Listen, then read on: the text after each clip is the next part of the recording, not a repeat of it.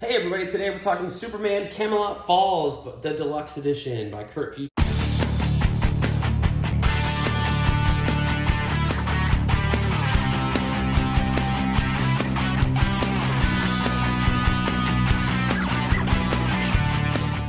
And Carlos Pacheco.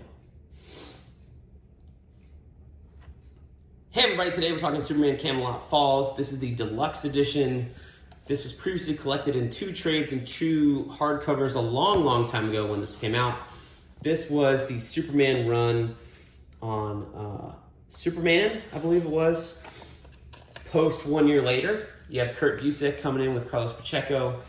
He noticeably, this is like the first issue. So this takes place after the Up and Away storyline. You got Lois a new haircut. That's kind of what you're noticing here. And this has to do with Albion the Sorcerer and some futuristic visions of Superman and Metropolis and how that all comes together. The art in here is wonderful. It's Carlos Pacheco in his prime. I love this stuff. This is not Carlos, this is something else. But then after this run ended, you had some other storylines where they dealt with the things that were going on in the Action Comics run with Jeff Johns, with Superman adopting Zod's kid, that kind of thing. But this kind of is before all that.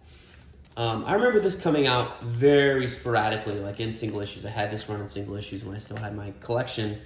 Very sporadically. It was very late, and I'm not sure whose fault that is, if that's the writer, DC, the artist, I don't know. But as you can tell, it was worth the wait, because the artwork is so detailed. Carlos Pacheco's doing a phenomenal job here. I can't wait to read it. I can't wait to reread it. I think I read it again in singles, maybe once or twice, once it was all said and done.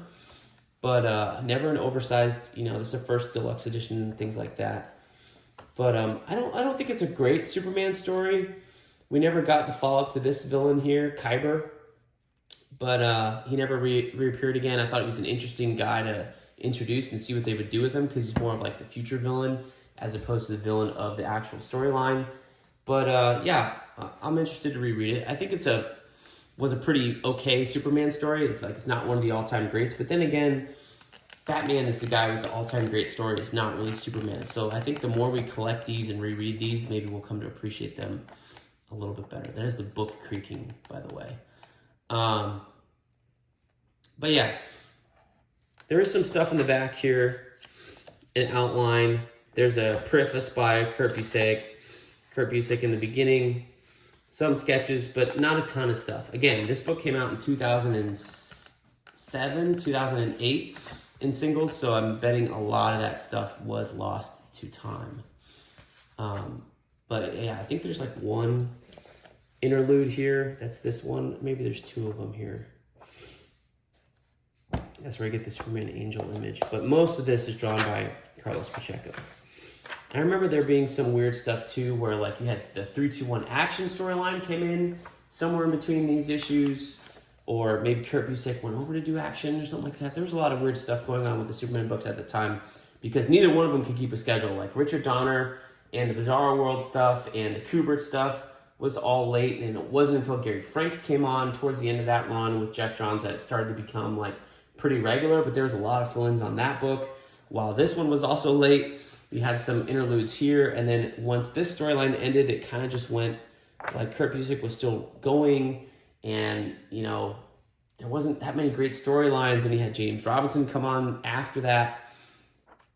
So yeah, it's just kind of a weird era for Superman. But there's some all-time great covers and great artwork here in this run by Carlos Pacheco.